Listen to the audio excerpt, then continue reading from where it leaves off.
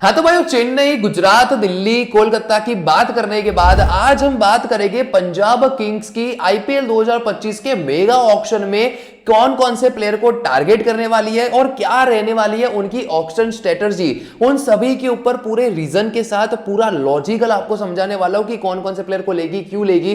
ठीक है, तो वीडियो को शुरू से लेकर अंत तक जरूर देखना। और वीडियो की शुरुआत ही हम करेंगे पैसों से, क्योंकि मेगा ऑक्शन है, पैसे बहुत ज्यादा इंपॉर्टेंट रहते हैं। और ये तो सबसे अमीर टीम है, इनके देखोगे पैसे कितने, उनके पास है 110.5 करोड़ रुपए है। हालांकि देखो ऐसा नहीं है कि इतने ज्यादा पैसे है तो इतना ये लेंगे वो ले लेंगे भाई, पर उनके पास पैसे भले ही ज्यादा हो पर प्लेयर्स भी उनको इतने ही ज्यादा लेने हैं, इतने ही बड़े बड़े प्लेयर्स लेने पड़ेंगे ना। मुंबई के पास देखो पर्स कम है पर उनके पास 5 जो प्लेयर्स है वो बहुत बड़े बड़े प्लेयर्स है, इंडियन टीम के मेन चेहरे हैं सारे के सारे। ठीक है, तो वैसे चेहरे ऑक्शन टेबल में तो वैसे भी नहीं मिलने वाले, कम मिलेंगे, है बहुत सारे। कौन कौन से प्लेयर को टारगेट करें वो सब देखेंगे। और 110.5 करोड़ में वो देखो 15-20 करोड़ के भी एक दो प्लेयर बड़े ले सकते हैं। ठीक है, और उसके साथ साथ 10-15 करोड़ की रेंज में भी अगर कोई प्लेयर्स लेने हो ना तो भी वो आराम से 4 से 5 ऐसे बड़े प्लेयर्स ले सकती है, यानी कि वो अपनी अच्छी टीम बना सकती है। बट एक दिक्कत आती है, जब टीम के पास इतना बड़ा बजट होता है ना तो सारी दूसरी टीम क्या करती है, थोड़ी प्राइस बढ़ाती है हर प्लेयर की, उनका बजट कम करने के लिए। ठीक है, थोड़ी बहुत वो इंक्रीज करेगी जानबूझकर भी, और इनका पर्स कम होता जाएगा धीरे धीरे। मार्की प्लेयर्स के बाद हो सकता है इनका बजट ही हो जाए 50-60 करोड़ रुपए। ठीक है, उससे भी कम हो जाए। ठीक है, तो बस तो ये सब 1 घंटे की बात है, 1 घंटे में वो भी आ जाएगी बाकी सबकी टीम के साथ भी, देख लेना। ठीक है, बाकी अभी इन लोगों ने कौन कौन से प्लेयर को रिटेन करे वो पहले जान लेते हैं, जिससे कि हमें पता चले कि अब कौन कौन से टीम को टारगेट करेगी। तो रिटेन प्लेयर देखोगे सिर्फ 2 ही रिटेन करे हैं। एक दूसरे नंबर पे यानी कि ओपन करेगा प्रभसिमरन सिंह को करा है, और 5वें नंबर पे करा है शशांक सिंह को। एज अ फिनिशर गिन लो या फिर मिडिल ऑर्डर बैट्समैन भी खिला सकते हैं, थोड़ा बहुत लास्ट ईयर बहुत अच्छा किया था। तो इन 2 प्लेयर को उन्होंने रिटेन करा है। तो अभी जो हम पहले इसकी नीड की बात करते हैं, देखो टारगेट प्लेयर्स तो वो करेगी पर उनकी नीड क्या है वो पहले समझ लेते हैं। सारी नीड बाकी है वैसे देखा जाए तो, बस सबसे बड़ी नीड है एक कप्तान चाहिए, अच्छा कप्तान चाहिए। ठीक है, दूसरी नीड है 2 से 3 टॉप ऑर्डर के बैट्समैन चाहिए। प्रभसिमरन सिंह है बट उसके साथ साथ ओपन करने वाला एक अच्छा, और उसका बैकअप भी, प्रभसिमरन सिंह का भी बैकअप अच्छा चाहिए, और 3 नंबर पे बैटिंग करने वाला, यानी कि 3 से 4 प्लेयर और अच्छे चाहिए उनको। ठीक है, फिर मिडिल ऑर्डर 2 से 3 मिडिल ऑर्डर बैट्समैन भी चाहिए। फिर यहाँ पे फिनिशर भी 2 से 3 फिनिशर भी चाहिए। ऑलराउंडर, एक प्रॉपर ऑलराउंडर चाहिए, जैसे लास्ट ईयर सेम करन था वैसा ही उसी को ले ले, या फिर वैसा कोई रिप्लेसमेंट अच्छा ले ले तो वो भी कर सकते हैं। फिर यहाँ पे 3 से 4 पेसर्स उनको चाहिए, अच्छे पेसर्स चाहिए, और 2 से 3 स्पिनर्स उनको चाहिए। ठीक है, तो सब चाहिए ही उनको, क्या नहीं चाहिए वो बताओ मुझे, सब चाहिए उनको। तो ठीक है, तो सभी की बात करेंगे कैसे कैसे वो अपनी टीम में रख सकते हैं। तो देखो मैं यहाँ पे ना 15 की स्क्वाड बनाने वाला हूँ, पूरी 15 की स्क्वाड बनाऊंगा। वैसे आईपीएल में 25 की स्क्वाड होती है। ठीक है, बट जो मेन जो यूज में आता है ना, जो 11 या 12 में, टॉप 12 में खेल लो, जो टॉप 12 जो मैचेस खेलते हैं वो 16 से 17 ही प्लेयर होते हैं जो ज्यादातर यूज होते हैं, सारी मतलब खेलते हैं वैसे वाले। ठीक है, बाकी के जो प्लेयर्स होते हैं ना वो प्रैक्टिस में खेल लिए या फिर ऐसे ही वो टीम में रहते हैं। ठीक है, स्क्वाड में रहते हैं। मेन जो सभी टीम के प्लेयर्स होते हैं वो 16 से 17 प्लेयर ही होते हैं जो ज्यादातर खेलने के लिए होते हैं। ठीक है, तो हम 15 की स्क्वाड बनाएंगे बढ़िया सी, और जो बैकअप की देख लेंगे और क्या क्या वो टीम अपने लिए बाय कर सकते हैं वो सब कुछ एकदम ध्यान से देख लेते हैं। ठीक है, तो पहले हम शुरुआत करेंगे, पहली नीड से हम बात करते हैं, जिससे कि हमें पता चले कि बाकी के प्लेयर्स के लिए जो मेन नीड उनकी कप्तान की है। ठीक है, वो अगर एक बार आ जाता है, वो भी वैसे ही मार्की प्लेयर में आने वाला है। ठीक है, तो अगर वो आ जाता है कितने में आता है उसके बाद हम डिसाइड कर सकते हैं बाकी के प्लेयर्स कैसे ले पाएंगे। ठीक है, तो पहले हम बात करें ना, पहले है 4 नंबर में मैं रख रहा हूं, पहला जो कप्तान जो पंजाब किंग फोकस करेगी वो है ऋषभ पंत। देखो ऋषभ पंत और रिकी पॉन्टिंग की बॉन्डिंग बहुत अच्छी रही थी, दिल्ली में भी बहुत अच्छी रही थी, और इस बार भी वो ऋषभ पंत को वापस लेना चाहेंगे रिकी पॉन्टिंग, और वो अपनी टीम में रखेंगे भी। 4 नंबर उनके लिए बढ़िया है, विकेट कीपिंग भी करेंगे, इंडियन प्लेयर है और कप्तानी बना सकते हैं। पर ये जो है ना 15 से 20 करोड़ की रेंज में जाएगा ऋषभ पंत। ठीक है, क्योंकि उसके पीछे भी काफी टीम जाने वाले यार, आरसीबी ले लो, और अगर सस्ते में मिल रहा हो तो गुजरात भी जा सकती है, और फिर लखनऊ भी जा सकती है। ठीक है, तो केकेआर भी जा सकते हैं अगर सस्ते में मिल रहा हो, पर केकेआर के पास पर्स नहीं है, थोड़े के बाद वो रुक जाएगी। ठीक है, तो पैसे तो बढ़ने ही वाले उसके। ठीक है, तो ऋषभ पंत 15 से 20 करोड़ आप पकड़ कर चलो, 15 करोड़ तो एटलीस्ट समझ कर चलो, 15 के आसपास तो वो बिकेगा ही बिकेगा। तो वो एक बड़ी बाय हो जाएगी ऋषभ पंत के लिए। ठीक है, और पर एक ऐसी सिचुएशन आ जाती है कि पंजाब को ये सोचना पड़े कि यार ऋषभ पंत को नहीं ले पाएंगे। ठीक है, हमें दूसरे कप्तान की तरफ देखना पड़ सकता है। देखो वैसे तो उनके पास सबसे ज्यादा पर्स है, वो चाहे तो अपनी टीम में वो रखी सकती है, पर थोड़ा प्रैक्टिकली भी चलना होगा। अगर ऋषभ पंत बहुत महंगा, सभी टीम ने जानबूझकर भी प्राइस बढ़ा दी, तो अगर बहुत महंगा मिल रहा है तो अगर ले लिया मान के चलो 25 करोड़ में, काफी लोग कह रहे हैं 25 करोड़, अगर चलो हो भी जाता है 25 करोड़ का, तो भी 25 करोड़ को यहाँ पे इसको ले लिया ना, फिर बाकी के प्लेयर्स को फिर इतना अच्छी टीम नहीं बना पाएंगे, सिर्फ एक प्लेयर के ऊपर ही टीम चलानी पड़ेगी, एक या दो प्लेयर और एक दो बड़े प्लेयर ले लो, ठीक है। तो वो थोड़ा प्रैक्टिकल सोच कर चलना पड़ेगा। और उसमें भी अगर मान के चलो ऋषभ, फिर वो सोचे कि ऋषभ पंत को नहीं रखना, तो फिर श्रेयस अय्यर के पीछे भी जा सकते हैं, क्योंकि पॉइंटिंग श्रेयस अय्यर का भी अच्छी पॉइंटिंग थी, और श्रेयस अय्यर भी अभी कप विनर कप्तान है, कुछ भी कह लो कप विनर कप्तान है, और उसने दिल्ली को भी आईपीएल 2020 में भी एक आईपीएल फाइनल भी खिलवा रखा है दिल्ली को उसकी कैप्टनसी में, ठीक है। तो बेस्ट कैप्टन के तौर पर श्रेयस अय्यर के ऊपर भी जा सकते हैं। श्रेयस अय्यर इतना महंगा नहीं जाएगा, श्रेयस अय्यर भी जाएगा अच्छी खासी रेंज में, पर 15 करोड़ के आसपास जाएगा, 15 से 20 में उतना ज्यादा आगे नहीं जाएगा, 15 के आसपास या फिर 15-18 के 15-17 के आसपास बिक जाएगा, ठीक है। तो उसको भी अपनी में रख सकते हो। मैंने बैकअप के तौर पर रखा है, दोनों में से कोई एक ही लेगी। देखो दोनों का तो कोई कहना मत कोई कमेंट में, क्योंकि सिंपल सी बात है, एक म्यान में दो तलवार नहीं रह सकती, ठीक है। दोनों में से कोई एक ले लेगी अपनी टीम में एज अ कैप्टन, और उनका एक बड़ा काम खत्म हो जाएगा, ठीक है। और वो उसकी रेंज मानकर चलो 15 से 20 करोड़ होने वाली है। और एक दूसरा बड़ा प्लेयर है 11वें नंबर पर, अर्शदीप सिंह। अर्शदीप सिंह की देखो, ऋषभ पंत के पीछे जाए ना जाए सभी टीम, अर्शदीप सिंह के पीछे पक्का जाएगी, क्योंकि अर्शदीप सिंह इंडिया के लिए टी20 खेलता है और बढ़िया बॉलिंग करता है, ठीक है। और मेन पेसर है इंडिया का टी20 में देखा जाए तो, ठीक है। जसप्रीत बुमराह के बाद गिन लो, पर टी20 में तो वो मेन है अभी, जो ज्यादातर टी20 खेलता हो। तो अर्शदीप सिंह हो सकता है मोहम्मद शामी से भी ज्यादा बिक जाए, बड़ी अमाउंट में बिके, ठीक है। तो काफी टीम उसके पीछे जा सकती है, तो वो भी मैं समझ के चल रहा हूं 15 से 20 करोड़ वो भी जाएगा ही जाएगा। और उसको आरटीएम भी करती है तो भी इतने देने पड़ सकते हैं, क्योंकि बाकी सारी टीम बोली अगर लगा रही है तो आरटीएम बीच में तो नहीं कर सकता, ठीक है। तो आरटीएम के लिए भी उसको वेट करना पड़ेगा, और लंबा वो उसका भी आरटीएम भले यूज कर ले, पर फिर भी एक बड़ी रेंज में जाएगा अर्शदीप सिंह भी, ठीक है। तो वो आरटीएम तो करेंगे। देखो पंजाब किंग रखना तो पड़ेगा, उनको एक बड़ा बॉलर चाहिए ही चाहिए, तो अर्शदीप को तो अपनी टीम में वो रखेंगे। तो दो प्लेयर यहाँ पे उनके कंफर्म हो जाते हैं, पर ये दो प्लेयर लेंगे कितने पता है, मिलकर 35 से 40 करोड़ पकड़ के चलो। तो ये अगर दो प्लेयर को रख लिया ना, उसके बाद उनका पर्स हो जाता है 70 करोड़ मिनिमम, मैक्सिमम 70 करोड़ जितना रहेगा फिर भी, ठीक है। तो 70 करोड़ या फिर 75, मतलब उसके बीच में फंड्स रहेगा। और अभी उनको बाकी के प्लेयर्स अगर हम बात करते हैं, अभी बाकी के प्लेयर्स की बात करते हैं, ये दोनों उनके मेन बाय थे, तो हमने पहले बात कर ली। अभी ओपन स्लॉट की बात करें, देखो ओपनर, देखो प्रभसिमरन सिंह जो है ना, वो हिट एंड मिस वाला है, उसका कोई भरोसा नहीं है, वैसे भी वो कंसिस्टेंट इतना है नहीं, ठीक है। तो उसके लिए एक कंसिस्टेंट, एक अच्छा ओपनर उसके साथ होना जरूरी है मेरे हिसाब से। और पंजाब किंग्स भी उसके ऊपर सोच सकते हैं, तो बटलर को ला सकती है। बटलर थोड़ा स्टेबल भी बैटिंग कर सकता है, लंबी भी बैटिंग कर सकता है, हिटिंग भी कर सकता है। तो बटलर एक उनको बहुत ज्यादा वो दे सकता है, एक स्टेबिलिटी दे सकता है ओपनिंग में भी, ठीक है।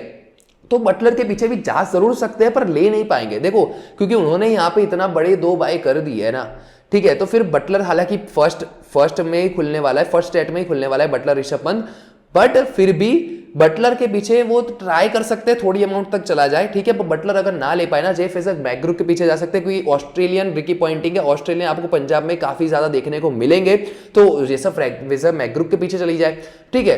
वो 10 करोड़ के आसपास देखो ओपनर एक अच्छा ले सकती है, फिर भी वो भले ही 70 करोड़ बचे हो, 70-75 करोड़ बचे हो, 10 करोड़ के ऊपर स्पेंड कर सकती है, 10 से 12 करोड़ स्पेंड कर सकती है एक अच्छा ओपनर लेने के लिए। तो बटलर अगर महंगा बिकता है तो फेजर मैकग्रुक के पीछे ले जाए। फेजर मैकग्रुक भी अगर ज्यादा प्राइस हो जाती है, क्योंकि दिल्ली उसके पीछे जाएगी, आरटीएम भी कर सकती है, ठीक है। तो अगर वो हाथ में नहीं आता है और दिल्ली ये सोचे कि हम जो बड़े और प्लेयर्स जो में लेने हैं वो मिडिल ऑर्डर में लेते हैं और बॉलर्स में लेते हैं, ठीक है, अभी एक थोड़ा सस्ता ऑप्शन निकालना है, तो वो फाफ डू प्लेसी के ऊपर जा सकते हैं। क्योंकि फाफ डू प्लेसी ने अभी जो सीपीएल हुआ था ना, सेट लुसिया किंग्स, उन प्रीति जिंटा की वो टीम है, मतलब पंजाब किंग्स की वो टीम है, तो वहां पे फाफ डू प्लेसी कप्तान था और वो कब जीता चुका है ऑलरेडी, ठीक है, प्रीति जिंटा को, ठीक है। तो वो सेट लुसिया को ऑलरेडी मतलब पंजाब को दूसरी लीग में पर कब जीता चुका है, तो उसको रिवॉर्ड के तौर पे भी उसको अपनी टीम में रख सकती है। ओपनिंग के स्लॉट पे वो सस्ता 5-6 करोड़ में बिकेगा, ज्यादा महंगा नहीं जाएगा फाफ डू प्लेसिस, तो उसके ऊपर भी सोच सकती है कि यहाँ पे फाफ डू प्लेसिस से काम चलाते हैं, नीचे एक अच्छा ऑप्शन हमें रखना है 1 डाउन पे, ठीक है। तो ये भी एक उनकी सोच हो सकती है, ठीक है। तो ओपनिंग स्लॉट में मैंने लिखा है यहाँ पे जो बटलर फेजर मैकग्रुक, अगर ये दोनों महंगे बिकते हैं या फिर उनकी सोच चेंज होती है, तो फाफ डू प्लेसिस भी उनके लिए बढ़िया ऑप्शन रहेगा और उनको कब भी जिता चुके हैं, ठीक है। तो फिर अभी एक ओपनर में बैकअप के तौर पर मैंने 12वें नंबर पे कुछ बैकअप्स रखे हैं, क्योंकि प्रभसिमरन सिंह का भी कंसिस्टेंसी का कोई वैसा होता नहीं है, मतलब अच्छा खेलता है प्लेयर, बहुत ही बढ़िया है, पर अगर अच्छे फॉर्म में ना रहा तो उसके बदले किसको ट्राई कर सकती है जो सस्ते भी बिके, 1-2 करोड़ मैक्सिमम 2.5 करोड़ के आसपास मिल जाए। ऐसे प्लेयर्स की बात करें तो पृथ्वी शॉ रहेगा एक एज अ बैकअप, ले सकती है, या फिर मयंक अग्रवाल के पीछे भी जा सकती है, ठीक है। तो इन दोनों के ऊपर एक ट्राई कर सकती है कि एज अ बेस प्राइस में मिल जाए, या फिर थोड़ा बहुत भी अप डाउन जाना पड़े तो 2 करोड़ के आसपास, 1-2 करोड़ में मिल जाए एज अ बैकअप, ठीक है। बाकी की है जॉनी बेस्टो। जॉनी बेस्टो इतना सस्ता नहीं बिकेगा, पर 3-4 करोड़ में वो भी मिल जाएगा, ज्यादा महंगा वो भी नहीं जाने वाला है, कंसिस्टेंट वो भी नहीं रहा है। पिछले आईपीएल में भी देखोगे उसने एक बहुत बड़ी मैच जिताई थी, 2-3 मैच में बहुत अच्छा परफॉर्म किया था, बट कंसिस्टेंसी के साथ वो हर मैच में परफॉर्म नहीं कर पाता है, और वो सभी टीम की फर्स्ट चॉइस नहीं रहने वाली। फर्स्ट चॉइस ओपनर कोई दूसरा ही होगा, पर वो नहीं ले पाते तो सेकंड चॉइस जॉनी बेस्टो हो सकती है, तो उसके पीछे प्राइस कम भी लगेगी, 4 से 5 करोड़ मैक्सिमम। तो अगर वो प्रसिद्ध सिंह का बैकअप की तरह भी सोचे या फिर वन डाउन के लिए भी सोचे, तो जॉनी बेस्टो एक टॉप ऑर्डर के लिए बैकअप के तौर पर भी वो ले सकती है। इन तीनों में से कोई एक प्लेयर को वो टारगेट कर सकती है, ठीक है। इंडियन रखना चाहे तो पृथ्वी शॉ, मयंक अग्रवाल, या फिर फॉरेन रखना चाहे तो जॉनी बेस्टो, सिंपल सी बात है, ठीक है। फिर हम बात करते हैं वन डाउन। देखो वन डाउन एक बहुत इंपॉर्टेंट प्लेस है, और वहां पे देखो वेंकटेश अय्यर को ये लोग ट्राई कर सकते हैं Indian as a Indian batter, ठीक है। वो अपनी टीम में रखने का ट्राई करेगी, क्योंकि उनके पास पैसे भी अच्छे खासे। अगर मानकर चलो कि उन्होंने फेजर मैग्रो या फिर बटलर में से किसी एक को, मतलब बड़े प्लेयर को रखा, 10-12 करोड़ दे दिए, फिर भी उनके पास अगर आप देखोगे ना, फिर भी 58 करोड़ के आसपास फिर भी रहेंगे, ठीक है। 58 करोड़ के आसपास अगर रहते हैं, तो वहां पे वो 10 करोड़, अगर वेंकटेश अय्यर 10 करोड़ मिलता है तो उसके पीछे भी जा सकती है, या फिर एक उनके लिए एक प्रॉपर ऑलराउंडर जो उनको चाहिए, जो सैम करन का रिप्लेसमेंट चाहिए, या फिर सैम करन को खुद भी ले सकते हैं, तो मार्कस स्टोइनिस के पीछे जा सकते हैं, क्योंकि मार्कस स्टोइनिस अच्छी 4 ओवर डाल देता है, ठीक है। बैटिंग में भी ऐसा मैच विनर बैटर है, मतलब वो भी कंसिस्टेंट इतना नहीं है, बट वो 10-14 में से 4-5 मैच ऐसी अच्छी परफॉर्म कर जाएगा, जो अच्छा एक अच्छी मतलब ताबड़तोड़ भी बैटिंग कर सकता है वन डाउन आकर, ठीक है। वहां पे वैसे ही पंजाब के बीच ठीक ठाक है, ठीक है, तो वो उसके पीछे भी जा सकती है, मार्कस स्टोइनिस के पीछे भी। तो अगर वो सस्ते मिलते हैं, ये दोनों में से कोई भी ऑप्शन, वेंकटेश अय्यर या फिर मार्कस स्टोइनिस 10-12 करोड़ में, तो उनके पीछे जा सकती है। अगर ये दोनों नहीं ले पाती है टीम, ठीक है, सोचती है कि वो में बॉलर्स के ऊपर या फिर ऊपर नीचे कुछ ज्यादा स्पेंड हो गया, मतलब ओपन में 15 करोड़ तक स्पेंड कर दिया, तो उनके पास पैसे नहीं है, तो वो फिर रेली रोशो को अपनी टीम में रख लेगी, जो पहले भी उनके पास था। रेली रोशो सस्ते में बिकेगा, 4 करोड़, 3 से 4 करोड़ मैक्सिमम, ठीक है, 4 करोड़ के आसपास, उससे ज्यादा कोई महंगा नहीं बिकने वाला रेली रोशो, ठीक है। तो रेली रोशो को अपनी टीम में रख ले, अगर कोई ऑप्शन नहीं मिलता है तो की बात है, ठीक है। फिर यहाँ पे देखोगे तो यहाँ पे 4 नंबर देखोगे ना, 4 नंबर पे यहाँ पे ऋषभ पंत ऑलरेडी आ चुका है, 5 नंबर पे शशांक सिंह ऑलरेडी है, और यहाँ पे फिनिशर के तौर पर रही, एज अ फिनिशर गिन लो, एक ऑलराउंडर गिन लो, तो लिविंगस्टन के पीछे भाग सकती है टीम, क्योंकि लिविंगस्टन लेगी, क्योंकि लिविंगस्टन ने पहले देखोगे ना, पहले आईपीएल में ये था कि लिविंगस्टन है 1-2 मैच, 14 में से 1-2 मैच अच्छी करा कर दे देता है, बाकी मैच में वो फ्लॉपी होता है ज्यादातर। पहले लास्ट ईयर भी ऐसा ही रहा था, उससे पहले भी देखोगे कुछ खास परफॉर्मेंस 1-2 बड़ी आई थी, फिर नहीं आई थी, ठीक है। पर अभी जो वो परफॉर्मेंस कर रहा है ना लिविंगस्टन, अच्छे खासे परफॉर्मेंस दे रहा है, कंसिस्टेंट दिख रहा है, और इसीलिए उसके पीछे टीम जा सकती है, और वो भी 10 करोड़ के आसपास बिक सकता है, और वो 3 से 4 ओवर करा भी देता है, ऐसा नहीं है वो ओवर नहीं करा सकता, अच्छी ओवर्स करा सकता है। तो उनके पास एक बैकअप अच्छा खासा ऑलराउंडर आ जाएगा, एक फिनिशर आ जाएगा, तो उसके पीछे भी टीम जाएगी। तो भले ही अगर वो ये सारे प्लेयर्स ले लेती है ना ऊपर के, फिर भी उनके पास 40 करोड़ बचेंगे, 40 से 45 करोड़ के आसपास बचेंगे पैसे, ठीक है। पंजाब के पास अगर ये ऊपर के सारे ले लिए अच्छे से, तो भी बचेंगे 40 करोड़ के आसपास। तो इसीलिए लिविंगस्टन को लेने के बाद भी तो लिविंगस्टन के बारे में वो सोच सकती है, और उसको अपनी टीम में आरटीएम कर लेगी, ठीक है। और बैटिंग प्लस बॉलिंग अच्छा ऑप्शन उनके पास बन जाएगा, ऑलराउंडर भी बन जाएगा। एक बॉलर अगर कम खिलाना हो तो मार्कस स्टोइनिस हो गया, लिविंगस्टन हो गया, दोनों अच्छे ऑप्शन बन जाएंगे, समझ रहे हो, बॉल डालने के। तो उनकी एक ये दोनों मिलकर एक बॉलर समझ सकते हो ना, समझ सकते हो, बढ़िया से वो डाल सकते हैं, ठीक है। तो एक बैटर एक्स्ट्रा भी खिला सकते हैं वो लोग, ठीक है। फिर 7 नंबर पे देखोगे ना, मैं एज अ फिनिशर में यहाँ पे लिख रहा हूं, एज अ फिनिशर वो आशुतोष शर्मा को वापस से बैक कर सकते हैं, आशुतोष को वापस से अपनी टीम में रख सकते हैं। आरटीएम नहीं करेंगे, आरटीएम और प्लेयर के ऊपर कर सकते हैं, पर ऐसे ही ट्राई करेंगे। पर आशुतोष शर्मा है ना, महंगा बिकेगा। क्यों महंगा बिकेगा? 6-7 करोड़ वो लेगा, क्योंकि वो एक फ्यूचर इंडियन प्लेयर है, फिनिशर है, ठीक है। 6 करोड़ तक जा सकता है, फिर भी मुझे ऐसा लग रहा है 5 से 6 करोड़ उसके कहीं नहीं गए, क्योंकि होगा क्या, फिनिशर्स में देखोगे ना, इंडियन फिनिशर्स बहुत कम है, अच्छे फिनिशर्स हो, ठीक है। और आशुतोष ने वो काम कर दिया था, लास्ट ईयर भी करा हुआ है, और ऐसी प्रेशर वाली मैचेस निकाल कर दी है ना, जो बहुत बड़ी बात है, जो ज्यादा मायने रखती है, ठीक है। और मेगा ऑक्शन में ना टीम फ्यूचर के ऊपर ज्यादा स्पेंड करती है। लास्ट आईपीएल 2022 में ईशान किशन के ऊपर एमआई क्यों गई थी? फ्यूचर देखकर, कि फ्यूचर में हमारे पास एक बढ़िया ओपनर हो जाए, ठीक है। फ्यूचर देखकर ही ज्यादातर स्पेंड होता है मेगा ऑक्शंस में, और खासकर यंग इंडियन प्लेयर के ऊपर। तो आशुतोष के ऊपर अगर ज्यादा पैसे चले जाते हैं, तो अगर वो नहीं ले पाए, तो महिपाल लोमरोड एक अच्छा ऑप्शन है, उनकी जगह पे महिपाल लोमरोड रख ले, या फिर उसकी जगह पे अब्दुल समद के पीछे जाए। इन तीनों में से किसी एक प्लेयर को एज अ इंडियन फिनिशर के तौर पर और एक प्लेयर को रख सकते हैं, ठीक है, जो जिससे कि उनकी बैटिंग और भी डेप्थ हो जाए और अच्छी हो जाए, ठीक है। क्योंकि इंपैक्ट प्लेयर है ना, इंपैक्ट प्लेयर है, तो आप 7 नंबर तक अच्छे प्योर बैट्समैन भी खिला सकते हो, अच्छे बैट्समैन खिला सकते हो। 8वें नंबर पर एक मिक्स ऑलराउंडर, ठीक ठाक बैटिंग प्लस बॉल जानता हो, ऐसे आप खिला सकते हो, कोई दिक्कत नहीं आती। इंपैक्ट प्लेयर है तो वो मैनेज हो जाता है, ठीक है। फिर एक मैंने 13वें नंबर पर रखा है एज अ फिनिशर गिन लो, जो उनको जरूरत है। देखो ऋषभ पंत अगर मिडिल ऑर्डर में आ जाता है तो मिडिल ऑर्डर में बैकअप की ज्यादा जरूरत नहीं पड़ेगी उनको, ठीक है। तो एज अ फिनिशर में दो मैंने ऐसे नाम रखे हैं वेस्ट इंडीज के फिनिशर से। रुथरफोर्ड है, रुथरफोर्ड भाई अच्छा खासा बिक सकता है, मैं सच में कह रहा हूं इस बार, क्योंकि रुथरफोर्ड ने बॉल भी डाल देता है रुथरफोर्ड, ठीक है। बैट भी देखोगे ना, बैट में उसने भी बहुत अच्छी कंसिस्टेंसी है, उसकी पिछली काफी इनिंग्स देख लो, ओडीआई हो या T20 हो, हर किसी में उसने परफॉर्म किया है, ताबड़तोड़ बैटिंग करी है, फिनिश करके दिया है अच्छा खासा। तो रुथरफोर्ड एक काफी फर्स्ट प्रेफरेंस भी रह सकती है, मतलब ये तो मैं ऐसा बैकअप भी लिख रहा हूं, बट फर्स्ट प्रेफरेंस काफी टीम की हो सकती है, वो हो सकता है इनको नाम भी मिले। तो रोमन पॉवेल जो 3-3.5 करोड़ में बिकेगा, 3 करोड़ के आसपास बिक सकता है, तो Rovman Powell as a backup वो रख सकते हैं, एज अ फिनिशर के तौर पर, एज अ बैकअप साइड में रखेंगे, बैकअप बिठा कर रखेंगे, अगर जरूरत पड़ती है, ऐसा कोई प्लेयर इंजर्ड हो जाए या फिर ऐसा होता है लिविंगस्टन अगर इंजर्ड हो गया तो रोमन पॉवेल को बिठा दिया, ठीक है। तो ऐसे कोई ऐसा बैकअप रख सकते हैं, ठीक है। फिर आता है 8 नंबर पे, अभी गेंदबाज की बात करते हैं, पेसर्स की जरूरत है। तो 8 नंबर पे देखो मैंने सैम करन का नाम लिखा है, क्यों लिखा है ये, अगर सैम करन के पीछे तभी जाएंगे अगर मार्कस स्टोइनिस नहीं ले पाए या फिर मार्कस स्टोइनिस नहीं रखना उनको, तो मार्कस स्टोइनिस अगर नहीं लिया ना तो सैम करन के पीछे जाएंगे, अगर मार्कस स्टोइनिस रख लिया फिर सैम करन के पीछे नहीं जाने वाले। सैम करन को वो तभी लेंगे कि अगर मार्कस स्टोइनिस नहीं ले पाते, ठीक है।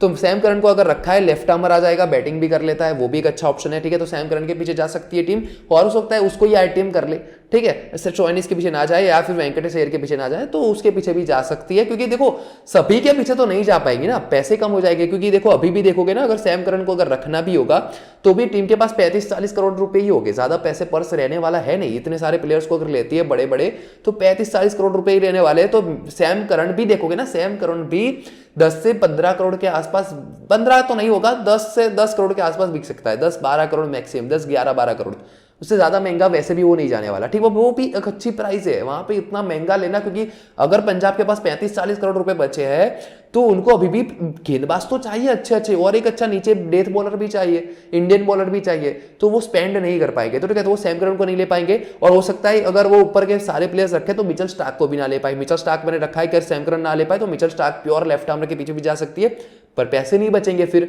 ठीक है। तो अगर ये दोनों नहीं ले पाती है ना, तो रिकी पॉन्टिंग हेजलवुड को अपनी टीम में एज अ लेफ्ट आर्मर रख लेगा, 5 से 5.5 करोड़ में बिकेगा, हेजलवुड ज्यादा महंगा भी वो नहीं जाने वाला, तो रिकी पॉन्टिंग हेजलवुड को अपनी टीम में रख सकता है, एक थोड़ा सा एवरेज मेंटेन करने के लिए पैसों की, तो उनके पास फिर भी रहेंगे 30-35 करोड़ के आसपास फिर भी बचेंगे। अगर हेजलवुड को ले लेना एक अच्छी अमाउंट में 5 करोड़ के आसपास, तो फिर भी उनके पास 30-35 करोड़ बचेंगे, फिर वो आगे स्पेंड कर सकते हैं, क्योंकि अभी तो उनको स्पिनर्स भी चाहिए और पेसर एक और अच्छा चाहिए, मीडियम पेसर भी चाहिए, ठीक है।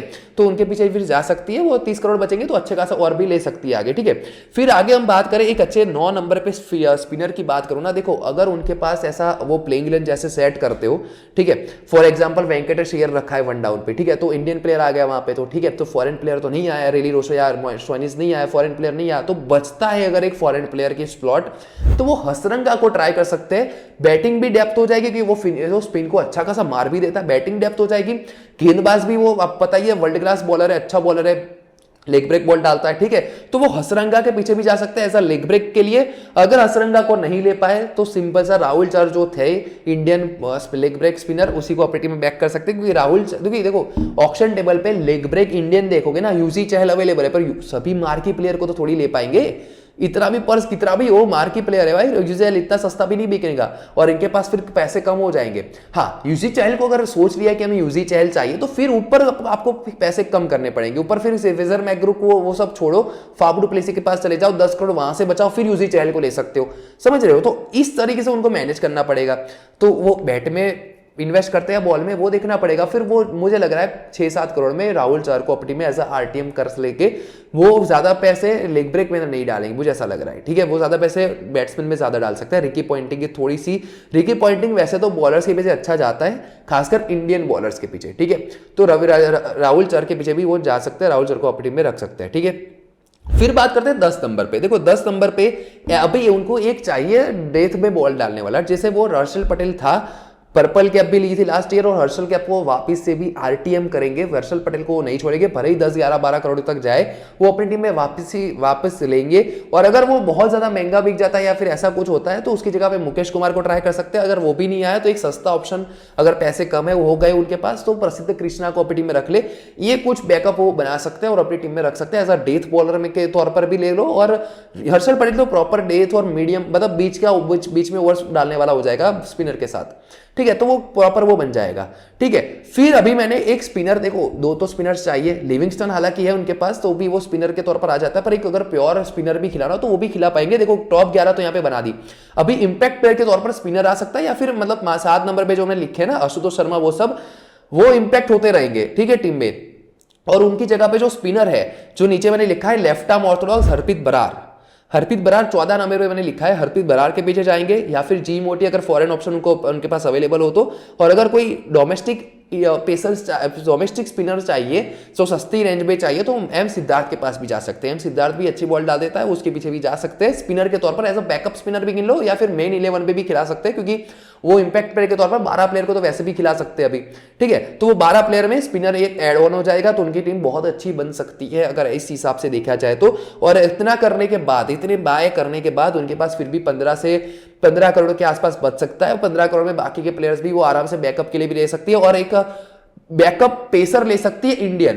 15 नंबर पे मैंने लिखा है अंशुल कंबोज बहुत ही अच्छा, अभी टेस्ट में 10 विकेट एक ही इनिंग में चटकाई है रणजी में, ठीक है। अंशुल कंबोज के पीछे भी जा सकते हैं, क्योंकि उनके पास अगर ऐसी स्ट्रेटजी से चलते हैं, पैसे अगर उनके पास बचते हैं, Anshul Kamboj as a backup pacer ले सकते हैं, या फिर ईशांत शर्मा के एक एक्सपीरियंस लेना हो कोई पेसर तो ईशांत शर्मा के पीछे रह जाए। ईशांत शर्मा ने अच्छी बॉल डाली है दिल्ली के लिए लास्ट ईयर, देखोगे तो ऐसा नहीं है बहुत वो एज हो चुकी है, वो सब बहुत अच्छी बॉल डाली है, तो उन दोनों के से किसी में एक के पास एज अ बैकअप पेसर आ सकती है पंजाब, ठीक है। तो पंजाब ऐसे ही अपनी बढ़िया स्क्वाड बना सकती है, ठीक है।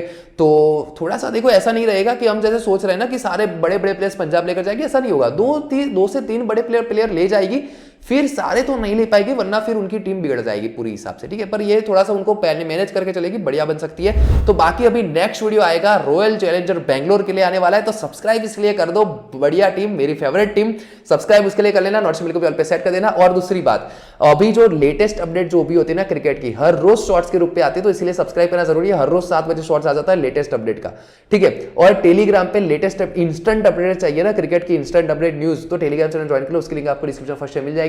मैं मिलता मेरे भाई अगले वीडियो में, लाइक कर देना भाई।